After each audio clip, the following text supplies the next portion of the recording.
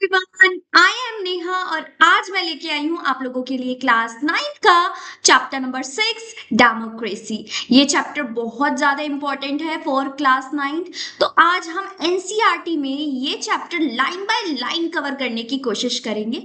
और इससे पहले भी मैंने इस बुक की काफ़ी सारी चैप्टर्स जो है अपलोड कर दिए हैं, तो आप वो प्लेलिस्ट में चेकआउट कर सकते हैं। प्लेलिस्ट का लिंक आपको डिस्क्रिप्शन में मिल जाएगा।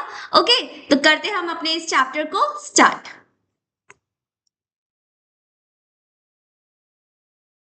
So this is our chapter number 6 democracy. Democracy का मतलब क्या होता है? डेमोक्रेसी का मतलब लोकतंत्र। लोकतंत्र, लोक मतलब पीपल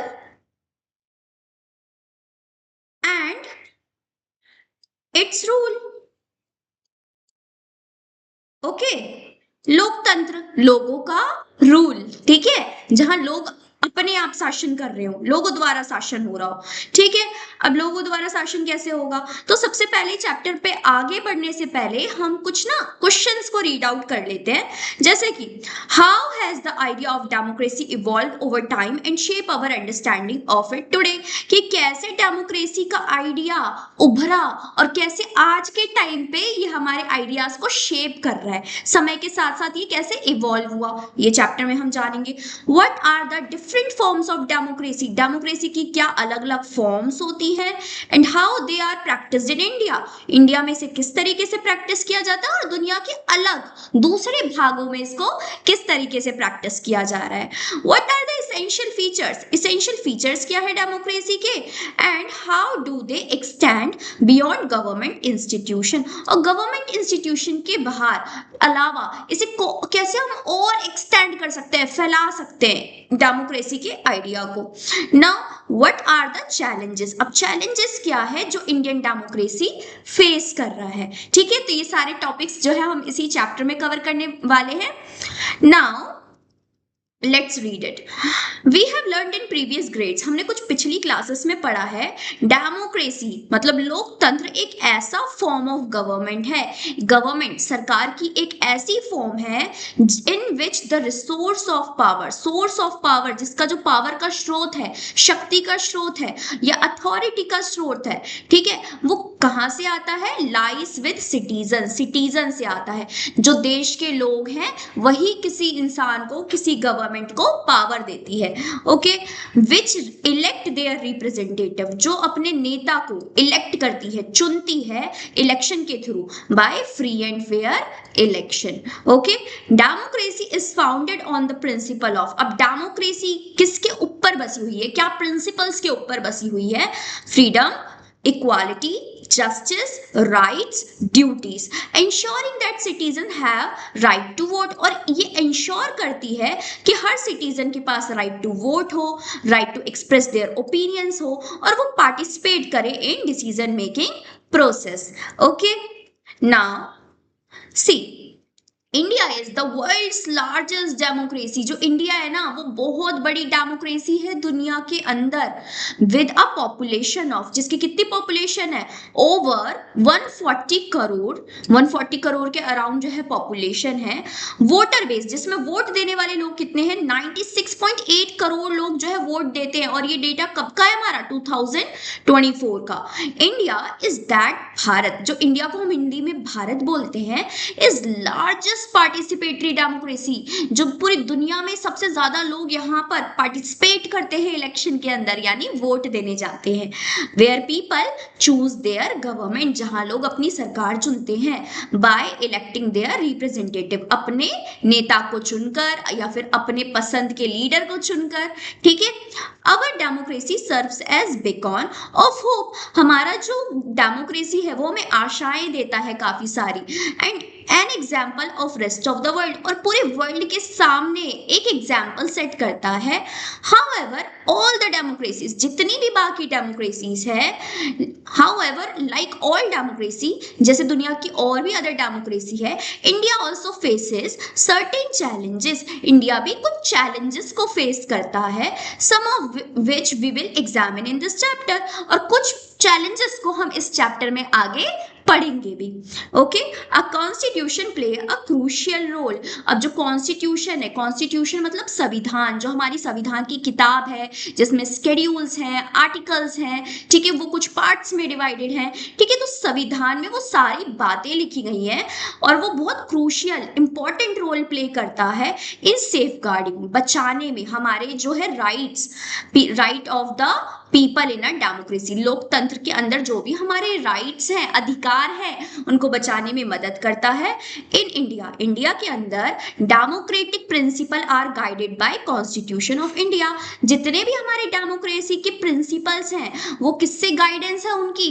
कॉन्स्टिट्यूशन ऑफ इंडिया से। ओके, आई थिंक यहाँ तक आपको क्लियर हो गया होगा कि हमारे को डेमोक्रेसी किस पे पूरी बसी हुई है, किस पे पूरा डिपेंडेड है, वो कॉन्स्टिट्यूशन ऑफ इंडिया पर। देखो, वैसे तो हमने 26 नवंबर 1949 को कॉन्स्टिट्यूशन को अडॉप्ट कर लिया था, लेकिन वो फोर्स में कब आया, लागू कब हुआ?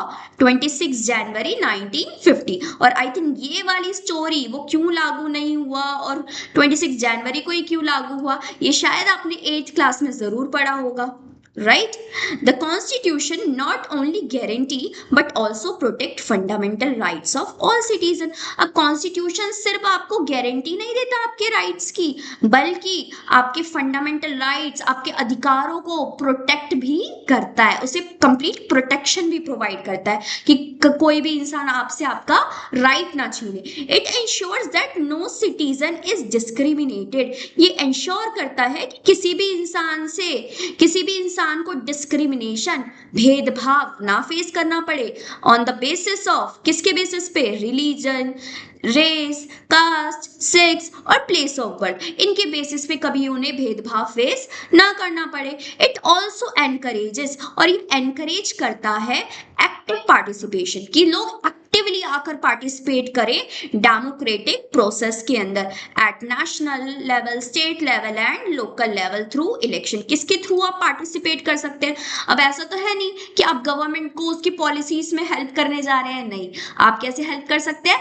इलेक्शन में अपना वोट दे करके, ठीक है, कि आप एक अच्छे कैंडिडेट को चुने जो आगे चल के एक अच्छे डिसीजंस को प्रेजेंट कर सके।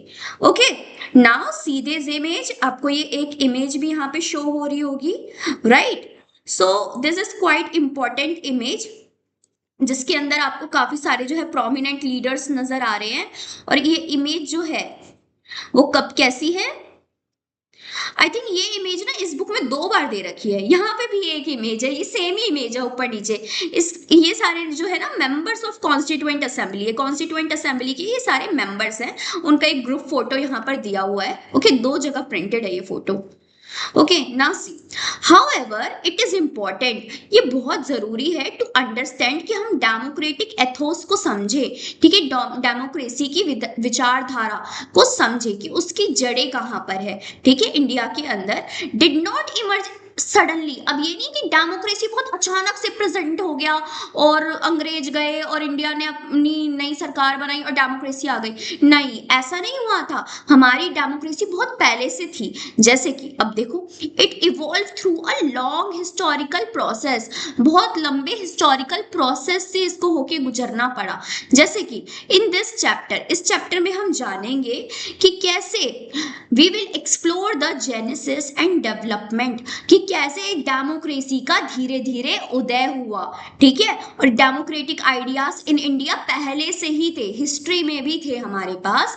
We will also deepen our understanding, हम अपनी अंडरस्टैंडिंग को और गहरा करेंगे डेमोक्रेसी के लिए, उसका मीनिंग समझेंगे, उसके की फीचर्स समझेंगे, ठीक है, वेरियस प्रैक्टिसेस कहाँ कहाँ प्रैक्टिस हो रहा है इंडिया में वो समझेंगे, और दुनिया के दूसरे भागों में कैसे प्रैक्टिस हो रहा है वो जानेंगे। Okay, now C, tracing democracy traditions, democratic traditions from early times. अब हम देखेंगे कि शुरुआत में कैसे डेमोक्रेसी हुआ करता था। अब मैं कह रही हूँ ना कि डेमोक्रेसी आज से नहीं, बहुत पहले से आया है। द आइडिया ऑफ डेमोक्रेसी, जो आइडिया है, ठीक है, जो ये विचार है डेमोक्रेसी का, वो हमारे इंडियन एथोस में बसा हुआ है, इंडिया की जड़ जड़ में बसा हुआ है इन अर्ली टाइम, शुरुआती समय से। इन प्रीवियस चैप्टर, पिछले कुछ चैप्टर में हमने पढ़ा था असेंबलीज के बारे में। ओके, जैसे हमने असेंबलीज जानी थी ना, लाइक सभा, समिति और विधाता that involve collective decision making. सभा में तो ऑल ओनली क्या आ रहे थे, मिनिस्टर्स आ रहे थे, और समिति में सारे के सारे लोग आ सकते थे, गांव वाले, है ना। तो ये सारी चीजें क्यों हो रही थी, ताकि कलेक्टिव डिसीजन मेकिंग हो सके, यानी कि क्या हो सके, डेमोक्रेसी, लोगों द्वारा डिसीजन लिया जाए, लोगों का पार्टिसिपेशन हो सके, लोग अपने द्वारा जो है गांव का सरपंच चुना करते थे, लोगों कबीले का अपना जो है राजा चुना करते थे। इस टाइप की ना चीजें हमारे बहुत पहले से होती हुई आ रही है, जहां अपने लोग क्या प्रेजेंट करते हैं, ओपिनियंस, अपने ओपिनियंस रखते थे बहुत पहले के टाइम पे। ठीक है, अब यहाँ पे ना हमारा एक श्लोक दे रखा है छोटा सा, तो देखो क्या मतलब है। अब संस्कृत में तो मैं पढ़ूंगी नहीं, तो चलो पढ़ लेते हैं थोड़ा सा। समानो मंत्रः समितः समानी। अब देखो ये मैं पूरा कंप्लीट रीड नहीं कर रही, बट आपको मैं इसका मीनिंग समझा देती हूँ क्या है। देयर काउंसिल इज वन, यहाँ पे एक ही काउंसिल है और वो सबके लिए सेम है, एक ही असेंबली, असेंबली भी एक ही है। देयर माइंड इज वन, उनका जो मस्तिष्क है, दिमाग है, वो भी एक ही है। उन सबका इंटेंशन, ठीक है, जो एक कोई काम कर रहे हैं उसकी तरफ जो हमारा इंटेंशन है, उन सबका, वो सबको मिला करके सबका इंटेंशन भी एक ही है। आई invoke you this same guiding resolve with a common offering on your behalf. I am the oblation, I make the oblation on your behalf. अब ये राजा बोल रहा है कि मैं सबके बिहाफ पे डिसीजन ले रहा हूं, मैंने सबके बारे में सुना है, सबकी बातें सुनी है। ठीक है, तो ये हमारा जो श्लोक है ना, ये किससे लिया गया है, हमारा ऋग्वेदा से, राइट। नाउ सी, अब सभा समिति हमें पता है, जिसमें ओनली यहाँ पे प्रोमिनेंट मिनिस्टर्स और बड़े लोग शामिल हो रहे थे, और समिति में तो हर कोई गांव का सब लोग आके इकट्ठा सुन सकते हैं और पार्टिसिपेट भी कर सकते हैं। और आपको याद भी होगा कि गणा होता था, ठीक है, सांगा होता था, तो ये सारी चीजें हमने पहले ही देख ली है, गणा वाली, ठीक है, गणा बोलो या गन्स बोलो।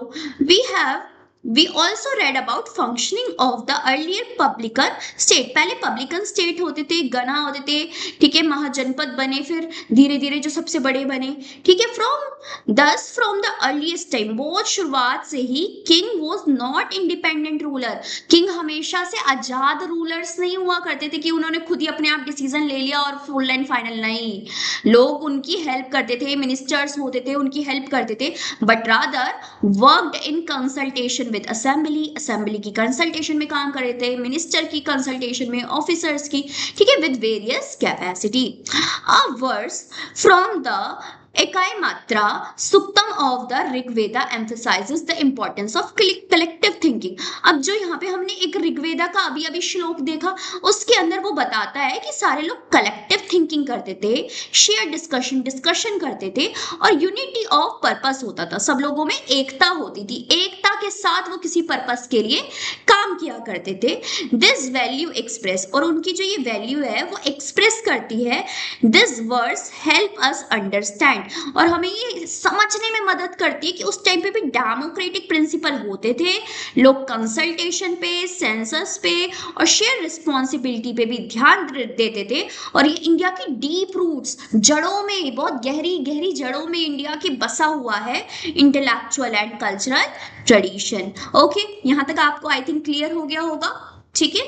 Now see functioning of Buddha sanghas. अब बुद्धिज्म में क्या कल्चर फॉलो हो रहा था, a monastic community, community means a group of people those who live together, है ना। अब मोनेस्ट्री, अब बुद्धास क्या बनाने थे, मोनेस्ट्रीज बनाते थे। अब जो उनकी मोनेस्ट्री में कम्युनिटी होती थी, जो एस्टेब्लिश की थी गौतम बुद्धा ने, वो रिफ्लेक्ट करते हैं कि इंडियन डेमोक्रेटिक ट्रेडिशन, की इंडिया का डेमोक्रेटिक ट्रेडिशन कैसा था। सामघा एनकरेजेस डिबेट, डिस्कशन। अब सांगास के अंदर ना कुछ ऐसे संत रहते थे, ठीक है, और या फिर वहां के जो है प्रोमिनेंट पीपल रहते थे, जो एनकरेज करते थे लोगों को, जो है और बढ़ावा देते थे कि वो आके डिबेट्स करे, डिस्कशन करे, ठीक है, पार्टिसिपेट करे in decision making, and its member could choose there leader, ताकि वो अपने लीडर्स चुन पाए या फिर डिसीजंस ले पाए। और कैसे decisions, by voting, by demonstrating and collective decision making. I hope यहां तक आपको क्लियर हो गया होगा, right. See over the large passage of time, जैसे जैसे समय और आगे बीता, इन्वेशन ऑफ फॉरेन इन्वेडर, बाहर के लोग जो है इंडिया आने लग गए, इन्वेड करने, और ज्यादा एरिया को है अपने अंदर कंट्रोल में लेने ठीक है, बाहरी आक्रमण बढ़ गया, जिसकी वजह से हमारा जो है पॉलिटिकल सिस्टम, सोशल सिस्टम, ठीक है, ये काफी ज्यादा है जो है डिस्टर्ब हो गया, ठीक है, डिस्टर्ब हो गया, बिखरने लगा, fabric of some part of the country.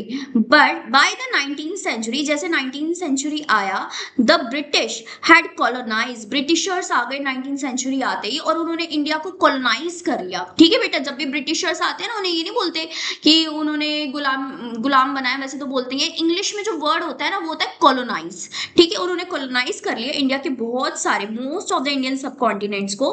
Foreign rule altered, अब ये जो बाहरी विदेशी लोग आए, इन्होंने हमारे सिस्टम को ऑल्टर कर दिया, ऑल्टर मतलब चेंज कर दिया, सारा पॉलिटिकल स्ट्रक्चर चेंज कर दिया, लिमिटेड लोगों को रखा कि वो गवर्नमेंट के अंदर पार्टिसिपेट कर सकते हैं, सबके राइट्स छीन लिए।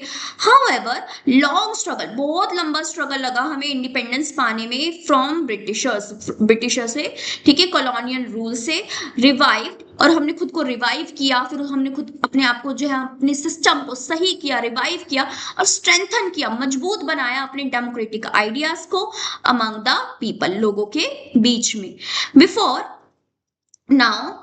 बिफोर इंडिया अटेन्ड इंडिपेंडेंस, जब तक इंडिया ने इंडिपेंडेंस पाई 1947 में, उससे पहले एक कॉन्स्टिट्यूएंट असेंबली बनाई गई थी जो 1946 में बन गई थी, और उन्होंने कॉन्स्टिट्यूशन का ना ड्राफ्ट रेडी कर दिया। जैसे कि हमें कोई भी चीज, मान लो आप कोई पिक्चर एडिट कर रहे हैं, तो उससे पहले एक आपका आता है ना ड्राफ्ट, कि अभी आपको पोस्ट नहीं करनी, उससे पहले ड्राफ्ट कर दो। एक ड्राफ्ट मतलब कि एक रफ चीज रेडी हो गई है। तो 1946 में हमारे कॉन्स्टिट्यूशन का एक ड्राफ्ट रेडी हो गया था, रफ वर्क मान लो, एक रफली स्ट्रक्चर रेडी हो गया था कंट्री के लिए, and studied in earlier grades. ठीक है, आपने पहले की क्लासेस में पढ़ा होगा कि इसे बनाने में हमें कितना समय लगा, 2 साल 11 महीने और 18 दिन हमें लग गए इस कॉन्स्टिट्यूशन को बनाने में। ठीक है, मतलब इसके बाद हमें और समय लगा, तब तो सिर्फ मान लो ड्राफ्ट रेडी हुआ था, फिर हमें और समय लगा, क्योंकि कॉन्स्टिट्यूशन हमारा कौन से ईयर में बन के आया, 1950s में। Okay,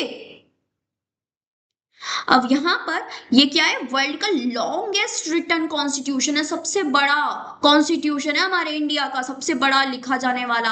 apart from indigenous democratic tradition, the global spread of democratic values influence the constituent assemblies a debate. अब देखो बेटा, यहाँ पे लिखा है ना CAD का फुल फॉर्म क्या है, कॉन्स्टिट्यूएंट असेंबली डिबेट्स। अब इन्होंने देखा कि दुनिया, अब एक तो हमें हमारी प्राचीन नॉलेज पता ही है कि सभा समिति होती थी और वो लोग डेमोक्रेटिक तरीके से डिसीजन मेकिंग में पार्टिसिपेट भी करते थे, लेकिन इन लोगों ने पूरी दुनिया घूमी, ठीक है, दुनिया के बारे में जाना, और उनसे बड़े क्या हुए, इन्फ्लुएंस हुए। ठीक है, हम इन्फ्लुएंस हो जाते हैं ना, इन्फ्लुएंसर्स होते हैं, हम इन्फ्लुएंस होते हैं, ऐसे ये इन्फ्लुएंस हो गए उनसे देख करके, है ना, और इन्फ्लुएंस होके उन्होंने वो सारी अच्छी बातें जो दूसरी कंट्रीज की अच्छी बातें थी, ठीक है, अच्छे पॉइंट्स थे, वो हमारे कॉन्स्टिट्यूशन में डालने की इन्होंने कोशिश की, contributing to the creation of robust, flexible, transformative and responsive constitution. उन्होंने एक ऐसा कॉन्स्टिट्यूशन बनाया जो मजबूत था, फ्लेक्सिबल था, ट्रांसफॉर्मेटिव था और रिस्पॉन्सिव, जो रिस्पॉन्सिव भी था, आंसरेबल भी था। अब देखो, जो ये CAD है, ठीक है, कॉन्स्टिट्यूएंट असेंबली डिबेट, अब ये रिफ्लेक्ट करता है मेंबर्स बिलीफ, जो वहां के मेंबर्स इसका जो है मेंबर्स इसके पार्ट बने, ठीक है, उनके क्या बिलीफ थे कॉन्स्टिट्यूशन को लेकर के, शुड नॉट बी रिजिड। वो मानते थे कि हमारा कॉन्स्टिट्यूशन ना इतना रिजिड नहीं होना चाहिए, लीगल कोड जो कोड्स हैं, रूल्स हैं, वो इतना रिजिड, मजबूत नहीं होना चाहिए, ये है कि समय के साथ साथ उसमें हम चेंजेस कर सके, डायनेमिक होना चाहिए, चेंजेबल होना चाहिए, कि समय की मांग को वो पूरा करे। ठीक है, document capable of evolving through lawful amendment without compromising fundamental value. अब इनका मानना है कि जो इवॉल्व होगा, समय इवॉल्व होगा, उसके साथ साथ हम उसमें अमेंडमेंट कर सके, चेंजेस ला सके। अमेंडमेंट पता है ना क्या होता है, अमेंडमेंट का मतलब होता है जिसमें हम पुराने आर्टिकल को हटा के नया ले आए, या फिर उसी वाले में कुछ चेंजेस कर दे।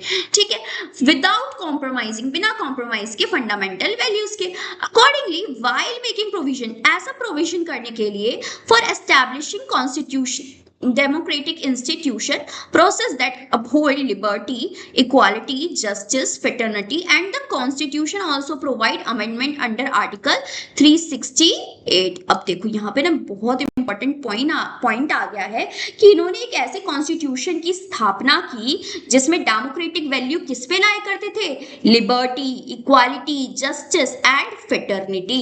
ठीक है, ये बेसिस बने और जिसमें इन्होंने बोला कि कॉन्स्टिट्यूशन में हम अमेंडमेंट भी कर सकते हैं, लेकिन कौन से आर्टिकल के तहत, 368 में। ये बहुत इंपॉर्टेंट है, प्लीज इसको याद रखना।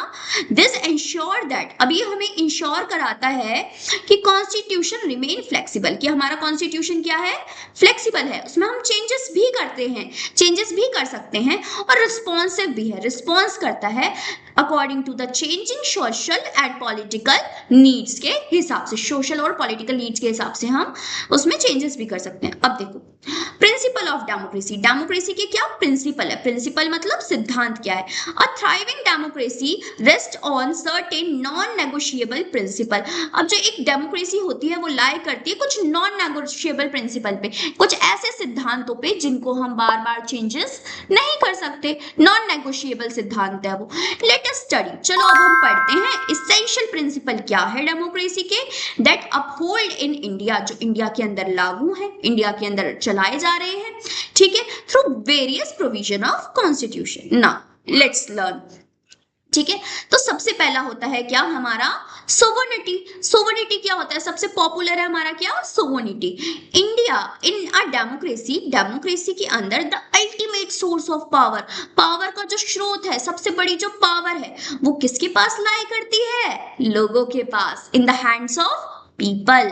ठीक है, thus the idea of popular sovereignty, जो आइडिया है, जो इतना पॉपुलर आइडिया है सोवर्निटी का, उसका मतलब होता है कि स्टेट ड्राइव्स इट्स अथॉरिटी, कि जो सरकार है वो अपनी अथॉरिटी चलाएगी, एक राज्य पे वो रूल करेगी, एक देश पे वो रूल करेगी, लेकिन वो किसके बिहाफ पे रूल कर रही है, फ्रॉम द पीपल, लोगों के द्वारा रूल कर रही है, इसी को हम सोवर्निटी कहते हैं। ठीक है, अब आप यहाँ से ना द आइडिया से लेके इधर जो है ये वाले जो है स्टेटमेंट, इसको यूज भी कर सकते हैं अपने आंसर्स में, ठीक है, या फिर एज अ डेफिनेशन भी यूज कर सकते हैं। अ गवर्नमेंट, एक ऐसी सरकार जो फ्री एंड फेयर इलेक्शन से, ठीक है, कंप्लीटली फेयर इलेक्शन हुआ है उसके तरीके से चुनी गई है, formulate policies and implement laws. अब उसका काम क्या है, पॉलिसीज बनाना और लॉज को लागू करना, इंप्लीमेंट करना। हर सिटीजन जो 18 साल की उम्र का है हैज राइट टू वोट, उसके पास वोट देने का भी राइट है। थ्रू द सीक्रेट बैलेट, किसके थ्रू राइट देता है वो, वोट देता है वो सीक्रेट बैलेट के थ्रू, कि उसके वोट जो है वो सीक्रेट रखे जाते हैं, किसी को बताए नहीं जाते। This right is known as, और इस राइट को ही हम क्या बोलते हैं, universal adult franchise. Citizen exercise their right to vote, और जो सिटीजन्स हैं वो अपने इस वोट का यूज करते हैं अपनी सरकार को चुनने में, अपना रिप्रेजेंटेटिव चुनने में। Okay, now see what is rule of law. ठीक है, रूल ऑफ लॉ क्या होता है, कानून कैसे अपना जो है शासन चला रहा है, कानून क्या है। ठीक है, लॉ का मतलब तो कानून ही होता है ना। ठीक है, the rule of law is a fundamental principle, जो लॉ का जो है राज चल रहा है, रूल चल रहा है, ठीक है, ये बहुत फंडामेंटल प्रिंसिपल है हमारे डेमोक्रेटिक सोसाइटी का, लोकतांत्रिक सोसाइटी का बहुत फंडामेंटल प्रिंसिपल है। बिकॉज क्योंकि लॉस है इसलिए हमारे पास क्या है, इक्वालिटी बिफोर लॉ, लॉ के आगे सारे लोग क्या है, इक्वल है। Equal protection of the law, हर किसी को क्या मिलेगा, कानून को, जो कानून जो है सबके लिए इक्वली प्रोटेक्ट करेगा उनके राइट्स को। And establishes no one is above law, और कानून के ऊपर कोई भी नहीं जा सकता, कानून सबके लिए एक है, कानून के ऊपर कोई भी इंसान नहीं है। व्हेन लॉ आर वायलेटेड, अब कोई कानून वायलेट होता है, तोड़ा जाता है, डिस्प्यूट, और डिस्प्यूट मतलब मतभेद होते हैं, और वो कहाँ पे सॉल्व होंगे, resolve in court, court of law में सॉल्व होंगे। प्रॉपर एक प्रोसीजर फॉलो किया जाएगा जो कि एस्टैब्लिश बाय लॉ, और कानून के द्वारा ही जो प्रोसीजर बनाया गया है उस प्रोसीजर के थ्रू ही क्या होगा, वो केस आगे लड़ा जाएगा। बाय नॉट फोर्स और पर्सनल इन्फ्लुएंस, किसी पे जोर जबरदस्ती नहीं कर सकते और अपना पर्सनल इन्फ्लुएंस भी नहीं दिखा सकते। This prevent misuse of power, जिससे भी जैसे कोई लोग बड़े बड़े नेता बन गए है ना, बड़े पावरफुल इंसान है, अमीर है, तो वो अपने पावर का मिसयूज ना कर सके और लोगों के राइट्स को प्रोटेक्ट कर सके। No citizen can be punished without following procedure, और किसी भी सिटीजन को पनिशमेंट नहीं मिल सकती अगर किसी ने लॉ के द्वारा प्रोसीजर फॉलो नहीं किया। कोर्ट ऐसे ही किसी को भी पनिशमेंट नहीं दे सकता, ठीक है। And everyone is provided fair opportunity, हर किसी को पूरी अपॉर्चुनिटी मिलेगी टू डिफेंड देयर राइट, अपने राइट्स को बचाने के लिए, थ्रू अगेंस्ट आर्बिटरी एक्शन। कुछ भी गलत हो रहा है, आर्बिटरी एक्शन लिया जा रहा है, तो उसके अगेंस्ट वो अपने राइट को डिफेंड कर सकता है। In this way the rule of law promote, जो रूल ऑफ लॉ है वो प्रमोट करता है जस्टिस, अकाउंटेबिलिटी, अकाउंटेबिलिटी का मतलब होता है जवाबदेही, जवाब देना पड़ेगा, और trust in the democratic system. Okay, now see there is one key term, procedure establish by law. ये क्या प्रोसीजर है, यहाँ पे आया था ना प्रोसीजर एस्टेब्लिश बाय लॉ, ये क्या प्रोसीजर है? It refers to a legal principle, ये एक लीगल प्रिंसिपल है दैट स्ट्रेसेस ऑन, जो किस पे स्ट्रेस करता है? ऑन स्ट्रिक्ट एडहेरेंस टू डले एनैक्टेड एंड वैलिड लॉ, कि हर जो भी कानून है वो उस पे स्ट्रेस करता है कि सब कुछ एक वैलिड लॉ पे लागू हो, एक वैलिड लॉ फॉलो किया जाए। This principle enshrined in article 21, article 21 के अंदर इसको एनशाइन किया गया है, दिखाया गया है, of the constitution of India, जो इंडिया के कॉन्स्टिट्यूशन के अंदर है आर्टिकल 21, विच प्रमोट, जो क्या प्रमोट करता है? No person shall be deprived of life और पर्सनल लिबर्टी, कोई भी इंसान जो है अपनी लाइफ से मुक्त नहीं हो सकता, मतलब कि डिप्राइव्ड ऑफ लाइफ, किसी की लाइफ नहीं छीनी जा सकती, और दूसरा किसी की लिबर्टी, आजादी नहीं छीनी जा सकती, except according to the procedure establish by law, और एक्सेप्टेड किसके प्रोसीजर के द्वारा? लॉ ऑफ रूल, ठीक है, जो लॉ के द्वारा, कानून के द्वारा प्रोसीजर है, तो उसके द्वारा कोई भी इंसान ये जो दो काम है वो नहीं कर सकता, ठीक है। और ये आर्टिकल जो है हमारा वो है 21।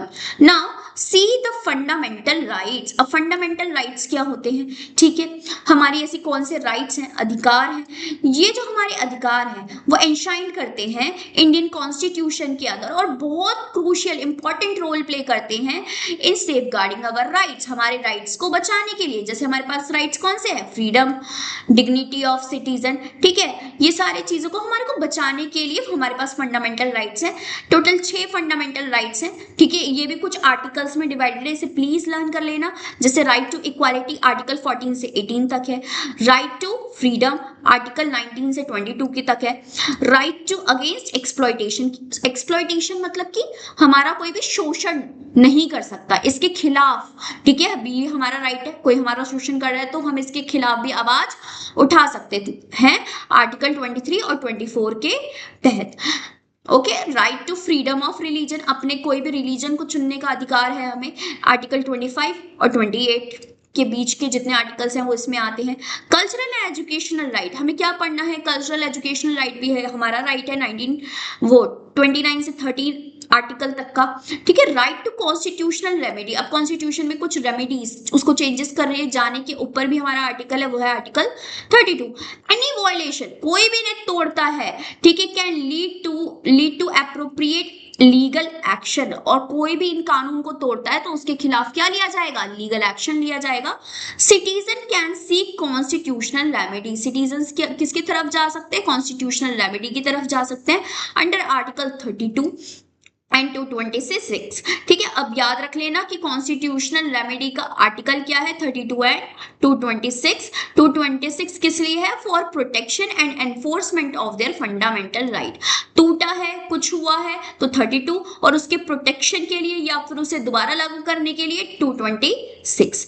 These rights are enforceable in the court of law, और ये राइट दोबारा एनफोर्स कहाँ किए जा सकते हैं? अगर कहीं हमारा राइट जो है वॉयलेट किया गया है तो हम कोर्ट ऑफ लॉ मतलब कोर्ट की हेल्प ले सकते हैं।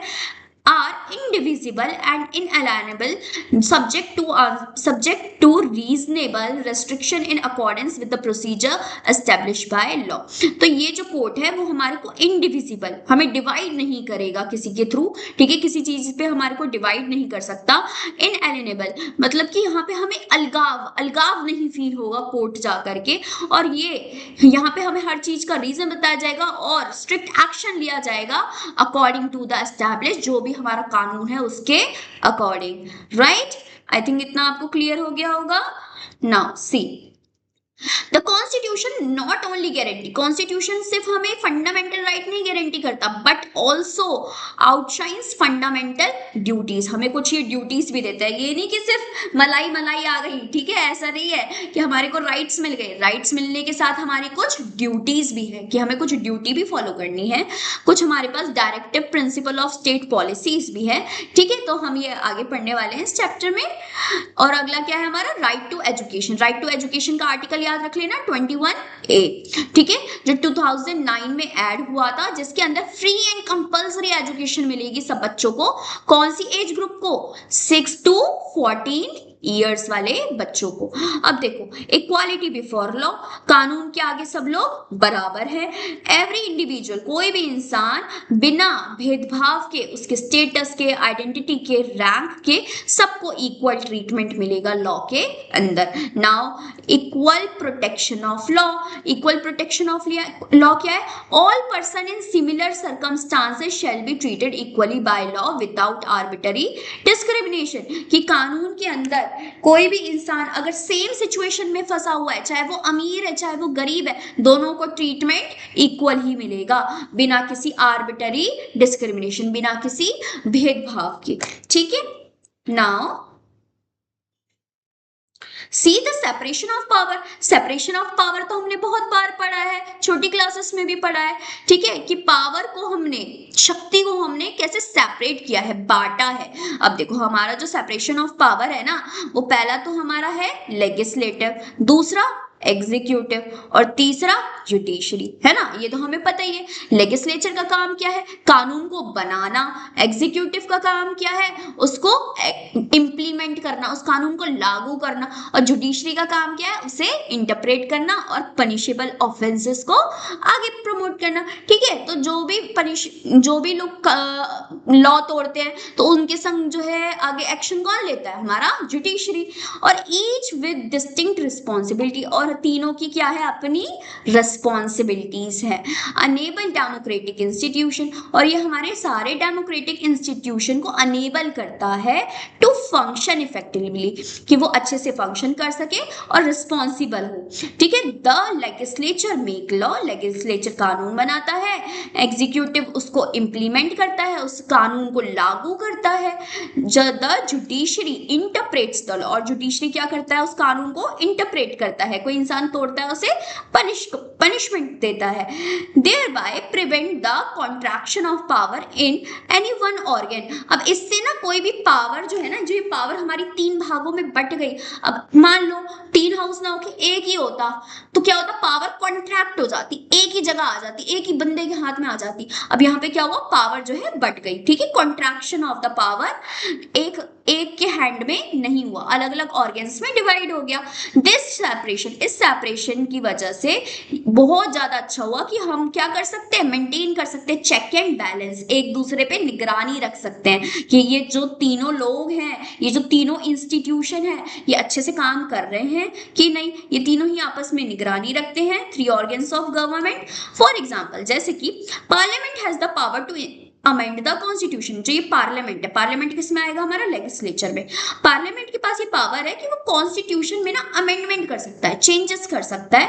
जुडिशरी कैन रिव्यू, और जो ये जुडिशरी है ये क्या कर सकता है, उसको रिव्यू कर सकता है कि सही चीज हुई है कि नहीं हुई है, ठीक है, उस अमेंडमेंट को, to ensure they are consistent with the spirit of constitution. जो भी चेंजेस हुए जुडिशरी उसको चेक करेगा कि वो कॉन्स्टिट्यूशन के हिसाब से सही तो है ना, गलत डिसीजन तो नहीं ले लिया गया, तो ये सारा काम कौन देखता है, हमारा जुडिशरी। सिमिलरली उसी तरीके से जो एग्जीक्यूटिव है वो क्या करेगा, जो बन गया पावर ऑफ एनफोर्समेंट एजेंसी, ये क्या करती है, कोई भी कानून बना उसे एनफोर्स करेगी, लागू करेगी लोगों के ऊपर, ठीक है। और कैसे लागू करेगी, by rules and laws frame by parliament, parliament के द्वारा जो भी कानून बनाए गए हैं, लॉ बनाए गए हैं, उनको रेगुलेटेड तरीके से लोगों के ऊपर लागू करेगी, ठीक है। And can be reviewed by competent courts, और कोर्ट के द्वारा जो है लागू जो हो रहा है वो सारी चीजों पे भी नजर रखी जाती है। इफ लॉ इज इनकंसिस्टेंट, अब जो कानून बना है अगर वो ठीक नहीं है, इनकंसिस्टेंट है, कॉन्स्टिट्यूशनल प्रोविजन के हिसाब से सही नहीं बैठ रहा, तो judiciary has the power, judiciary के पास पावर है, वो उसे अनकॉन्स्टिट्यूशनल घोषित कर देगी। ठीक है, मजा आया पढ़ के, इतना तो बहुत इजी था, right. Now see, judiciary uphold the constitution and play a vital role in protecting, promoting democratic value and right of all sections of society। अब जो हमारा डेमोक्रेसी है, ये हमारे जो हमारा जुडिशरी है, ये कॉन्स्टिट्यूशन में ना बहुत इंपॉर्टेंट रोल प्ले करता है। ठीक है, हमारे संविधान में जुडिशरी बहुत इंपॉर्टेंट रोल प्ले करता है, क्योंकि ये प्रोटेक्ट करता है, प्रमोट करता है डेमोक्रेटिक वैल्यूज को। कोई इंसान कानून तोड़ता है तो वो जुडिशरी उसको सजा देता है, ताकि सारे लोगों में क्या आ सके, डेमोक्रेटिक वैल्यूज आ सके। ठीक है, और लोगों के सभी सेक्शन, सभी लोगों के राइट्स को प्रोटेक्शन मिले। समाज के सभी सेक्शंस मतलब अमीर गरीब, कोई भी कास्ट है, कोई भी धर्म है, कोई भी जेंडर है, सब।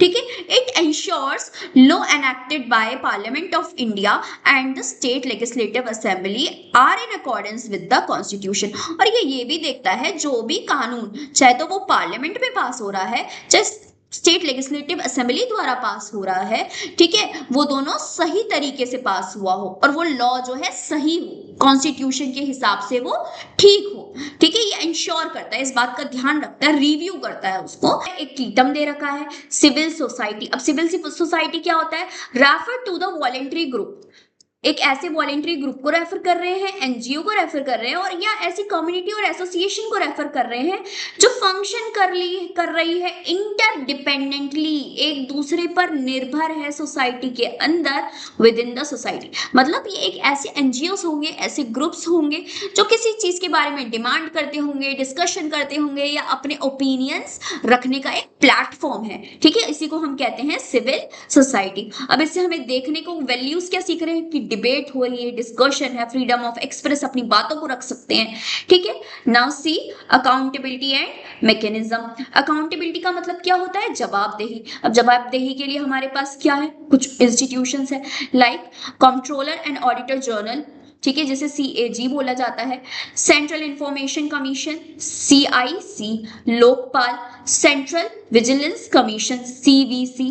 ठीक है, अब इन सब से हमें क्या वैल्यू सीखने को मिली, ट्रांसपेरेंसी, पारदर्शिता।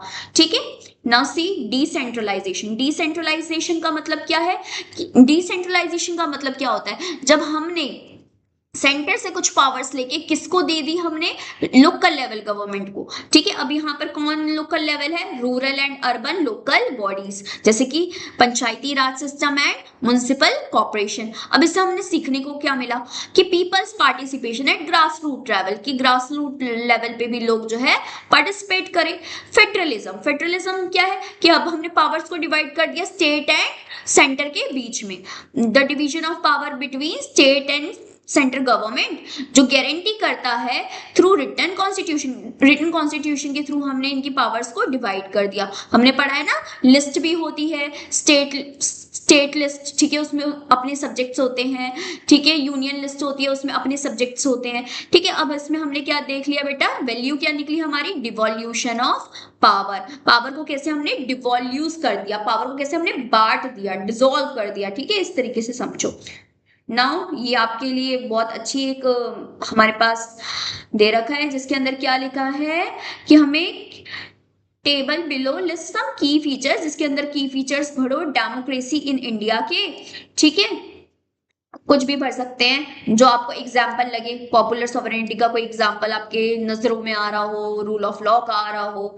ठीक है, ये फन गेम है, आपको ये भरना चाहिए, बिकॉज हमारे आसपास बहुत सारी चीजें जो है घटती रहती हैं, राइट। अब देखो यहाँ पे अकाउंटेबिलिटी और ट्रांसपेरेंसी का दे रखा है कि पार्लियामेंट के अंदर एक क्वेश्चन आवर होता है जिसमें सब लोग क्वेश्चंस पूछते हैं, and auditing of the government accounts ensure accountability and law like right to information provide transparency. और जो हमारा जो है उसमें क्वेश्चंस पूछ के, ठीक है, एक तो अकाउंटेबल बनते हैं, आंसरेबल होते हैं वो लोग। ठीक है, हम किसी से भी क्वेश्चंस पूछ सकते हैं, और हमारे पास यहाँ पे क्या प्रमोट हो रहा है, राइट टू इंफॉर्मेशन, कि हमारे पास इंफॉर्मेशन लेने का राइट है, और जिससे हमें ट्रांसपेरेंसी प्रमोट होगी। Now see role of media, role of media, media का क्या रोल होता है इन प्रेजेंट टाइम, आज के टाइम में media has become an integral part of our life. Media हमारी लाइफ का ना एक इंटीग्रल एकदम जुड़ा हुआ भाग बन चुका है हमारी लाइफ का। In addition to keeping people inform, लोगों को इन्फॉर्म करता है अबाउट डेवलपमेंट, ठीक है, वर्ल्ड के अराउंड जो है क्या डेवलपमेंट हो रहा है, लोगों के मासेस, मासेस मतलब लोग, लोगों की क्या आवाजें हैं, वो क्या बोलना चाहते हैं। Newspaper, news channel, social media, ये सारे ना हमें प्लेटफॉर्म मिलते हैं टू रेज इशू, अपने मुद्दे को हम यहाँ पे उठा सकते हैं, लोगों में अपना कंसर्न पहुंचा सकते हैं और कंट्रीब्यूट कर सकते हैं टू देयर रेजोल्यूशन, इसमें कुछ अच्छा रिजॉल्व करके इस इशू को आगे लोगों तक पहुंचाया जाए, ठीक है, एक प्रॉपर एप्रोप्रिएट मैकेनिज्म के through. Owing to its critical role in safeguarding people's voice and upholding democratic principles, media is often referred as the fourth pillar of democracy। इसका काम है कि इसका वैसे क्रिटिकल रोल है निंदा करना, ठीक है, क्रिटिकल रोल का मतलब क्या होता है कि निंदा कर रहे हैं, हम बुराई कर रहे हैं, लेकिन बुराई करने की वजह से हमारे कोई अच्छे काम हो रहे हैं, क्यों बुराई कर रहे हैं, यहाँ पे हम क्या कर सकते हैं, जो लोगों की आवाज है, ठीक है, उसको उठा सकते हैं और ये प्रॉपर डेमोक्रेटिक प्रिंसिपल को होल्ड करता है, इसलिए मीडिया को क्या बोला जाता है, fourth principle of democracy, democracy का fourth principle. Now see type of democracy, अब हमारे पास ना यहाँ पे कुछ 4 टाइप ऑफ डेमोक्रेसी दे रखी है, हम वन बाय वन जो है इनको रीड आउट करते हैं। ओके, एक तो होती है हमारी डायरेक्ट डेमोक्रेसी, डायरेक्ट डेमोक्रेसी होती है एक रिप्रेजेंटेटिव, ठीक है, यहाँ लिखा है ना डायरेक्ट, और रिप्रेजेंटेटिव को हम इनडायरेक्ट भी बोलते हैं। यहाँ पे सिटीजन ना डायरेक्टली आके पार्टिसिपेट करते हैं, इंडिया में आप डायरेक्टली पार्टिसिपेट नहीं कर सकते, कोई पॉलिसी बन रही है आपसे पूछा नहीं जाएगा कि आप आओ और इसमें अपना बताओ ओपिनियन क्या है, नहीं पूछा जाएगा, ठीक है। इन मोस्ट डिसीजन मेकिंग, सारे डिसीजन मेकिंग में लोग पार्टिसिपेट कर सकते हैं। Some feature of representative democratic exist, यहाँ पे भी ना कुछ रिप्रेजेंटेटिव डेमोक्रेसी के फीचर्स एग्जिस्ट भी करते हैं।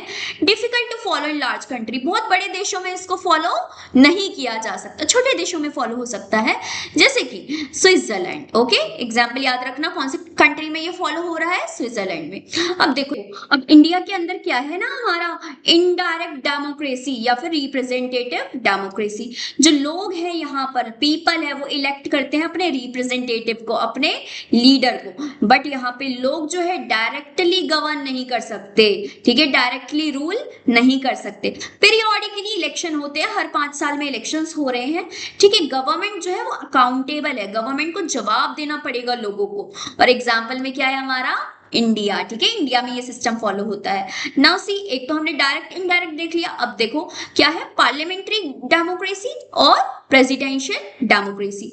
जो मेंबर है, मेंबर ऑफ एग्जीक्यूटिव है, वो क्या है, वो लेजिस्लेचर का भी पार्ट है, ठीक है, जो लेजिस्लेचर के मेंबर्स है ना उसमें एग्जीक्यूटिव के भी कुछ मेंबर्स जो हैं बैठे हुए हैं, ठीक है। नाउ सी, एग्जीक्यूटिव जो है ना वो अकाउंटेबल है, उसे जवाब देना पड़ेगा लेजिस्लेचर को, हर काम के पीछे किसको जवाब देना पड़ेगा, लेजिस्लेचर को। हमने पढ़ा था ना चेक एंड बैलेंस, एक दूसरे पे ये लोग क्या रखते हैं, चेक एंड बैलेंस।